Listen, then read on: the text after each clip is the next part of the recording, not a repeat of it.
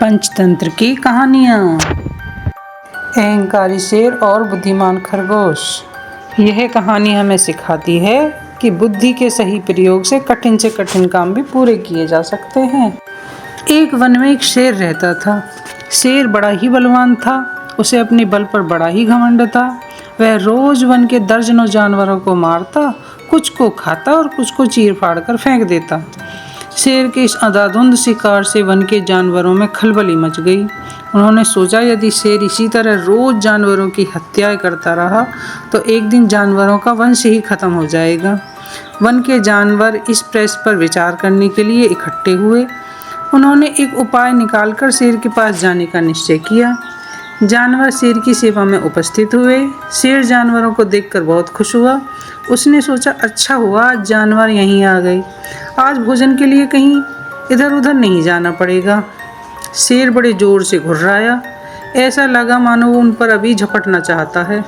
शेर की मंशा को समझकर सभी जानवरों ने शेर से विनती की, श्रीमान, हमें मारकर खाने से पहले एक बार हमारी विनती सुन लीजिए।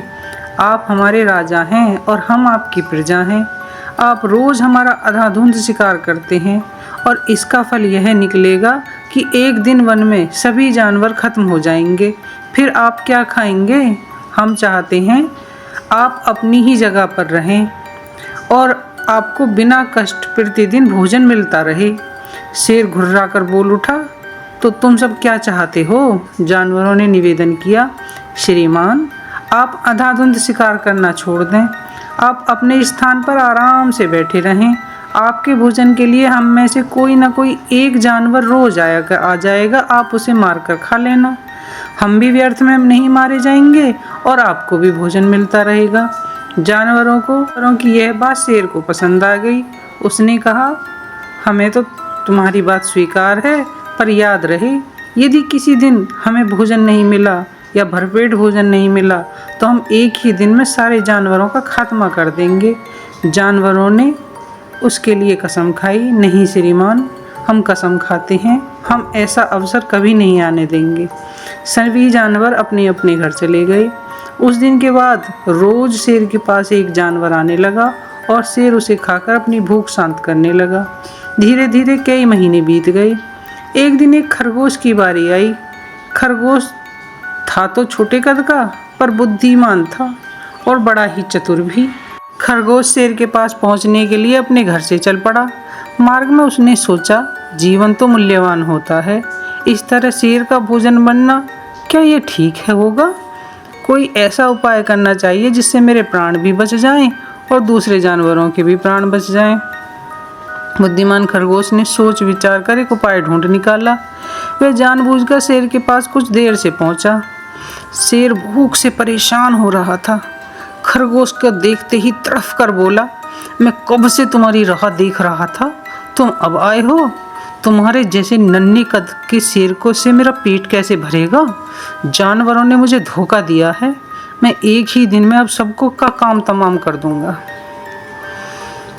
खरगोश शेर के सामने झुककर बोला, यदि आपको हमारे चैनल कहानी कुंज की कहानियाँ पसंद आ रही हैं तो वीडियो को लाइक करें, शेयर करें और चैनल को सब्सक्राइब करें। बेल आइकन को प्रेस करें ताकि हमारी आने वाली कहानियों का नोटिफिकेशन आपको मिल जाए।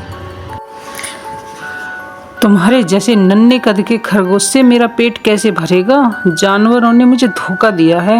मैं एक ही दिन में सबका काम तमाम कर दूंगा। खरगोश शेर के सामने झुककर बोला, श्रीमान, आप क्रोध ना करें, जानवरों का कोई दोष नहीं है। उन्होंने मुझे ठीक समय पर भेजा था। आपके लिए और मेरे साथ 4-5 खरगोश और भेजे थे। शेर गर्ज कर बोला, तुम्हारे साथ 4-5 खरगोश और थे? वे कहाँ चले गए? खरगोश ने बड़ी ही विनम्रता के साथ कहा, वही तो बता रहा हूँ श्रीमान, हम 6 खरगोश आपके पास आ रहे थे। रास्ते में हमें एक दूसरा शेर मिल गया। वह गरज कर बोला, कहाँ जा रहे हो? जब हमने उससे कहा कि हम वन के राजा के पास जा रहे हैं तो वह बिगड़ कर बोला, इस वन का राजा तो मैं हूँ, मेरे अतिरिक्त कोई दूसरा राजा नहीं है।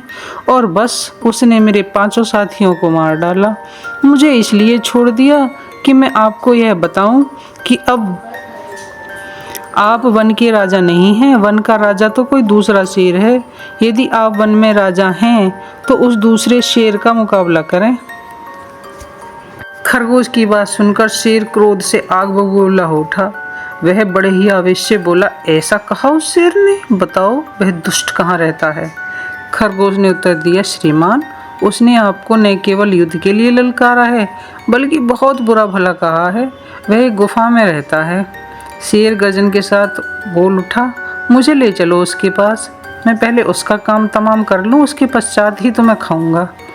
खरगोश आगे आगे चल पड़ा और शेर उसके पीछे पीछे। और खरगोश शेर को एक कुएं के पास ले गया। बोला, श्रीमान, वह यहीं था, लगता है अपने किले में छिप गया। उसका किला धरती के भीतर है। आप किले की दीवार पर खड़े होकर उसे ललकारें तो वह अवश्य बाहर निकल आएगा। खरगोश ने कुएं की जगत की ओर संकेत करके कहा, श्रीमान, यही है किले की दीवार। फिर तो गुस्से में था ही, वह कुएं की जगत के पास जाकर खड़ा हो गया। उसने कुएं के भीतर झांक कर देखा तो उसे कुएं में एक परछाई दिखाई पड़ी। शेर ने सोचा, सचमुच में ही दूसरा शेर किले में छिपा हुआ है। वह बड़े जोर से दहाड़ा। उसे दहाड़े हुए कुएं के भीतर से प्रतिध्वनि निकली जो उसी की दहाड़ के समान थी। शेर ने समझा उसकी दहाड़ को सुनकर दूसरा शेर भी दहाड़ रहा है और वह गुस्से से पागल हो गया। उसने आव देखा न ताव देखा, दूसरे शेर को मारने के लिए कुएं में कूद पड़ा। फिर क्या था, कुएं में गिरते ही उसके होश उड़ गए। वह बाहर निकलने के लिए छटपटाने लगा, लेकिन कुएं में ही तड़फ तड़फ कर मर गया। खरगोश ने जब जंगल के जानवरों को यह खबर सुनाई कि शेर मर गया है तो सब बड़े खुश हुए। उन्होंने खरगोश को बहुत धन्यवाद दिया और एक साथ मिलकर उसकी बुद्धिमानी की प्रशंसा के गीत भी गाए। सोच समझकर बुद्धि से काम करने से कठिन काम भी हो जाया करते हैं। अपने से अधिक बलवान को जीतने के लिए बल की नहीं बल्कि बुद्धि की आवश्यकता होती है।